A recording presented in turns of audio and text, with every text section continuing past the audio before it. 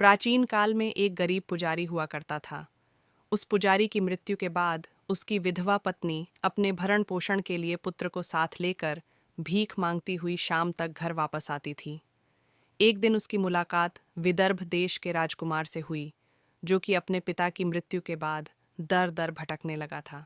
उसकी यह हालत पुजारी की पत्नी से देखी नहीं गई। वह उस राजकुमार को अपने साथ अपने घर ले आई और पुत्र जैसा रखने लगी।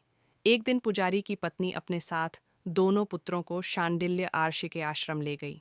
वहां उसने आर्षि से शिवजी के प्रदोष व्रत की कथा एवं विधि सुनी तथा घर जाकर अब वह भी प्रदोष व्रत करने लगी। एक बार दोनों बालक वन में घूम रहे थे। उनमें से पुजारी का बेटा तो घर लौट गया, परंतु राजकुमार वन में ही रह गया। उस राजकुमार ने गंधर्व कन्याओं को क्रीड़ा करते हुए देखा तो उनसे बात करने लगा। उस कन्या का नाम अंशुमति था। उस दिन वह राजकुमार घर देरी से लौटा। राजकुमार दूसरे दिन फिर से उसी जगह पहुंचा जहां अंशुमति अपने माता पिता से बात कर रही थी।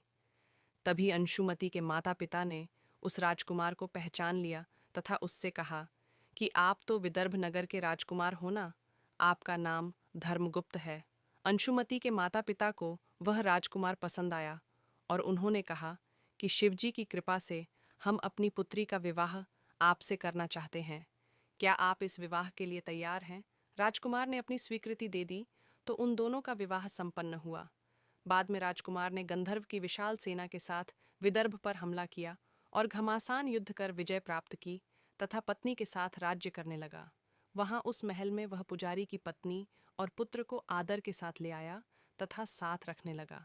पुजारी की पत्नी तथा पुत्र के सभी दुख व दरिद्रता दूर हो गई और वे सुख से अपना जीवन व्यतीत करने लगे। एक दिन अंशुमति ने राजकुमार से इन सभी बातों के पीछे का कारण और रहस्य पूछा। तब राजकुमार ने अंशुमति को अपने जीवन की पूरी बात बताई और साथ ही प्रदोष व्रत का महत्व और व्रत से प्राप्त फल से भी अवगत कराया। उसी दिन से प्रदोष व्रत की प्रतिष्ठा व महत्व बरच गया तथा मान्यता अनुसार लोग यह व्रत करने लगे। कई जगहों पर अपनी श्रद्धा के अनुसार स्त्री पुरुष दोनों ही यह व्रत करते हैं। इस व्रत को करने से मनुष्य के सभी कष्ट और पाप नष्ट होते हैं एवं मनुष्य को अभीष्ट की प्राप्ति होती है।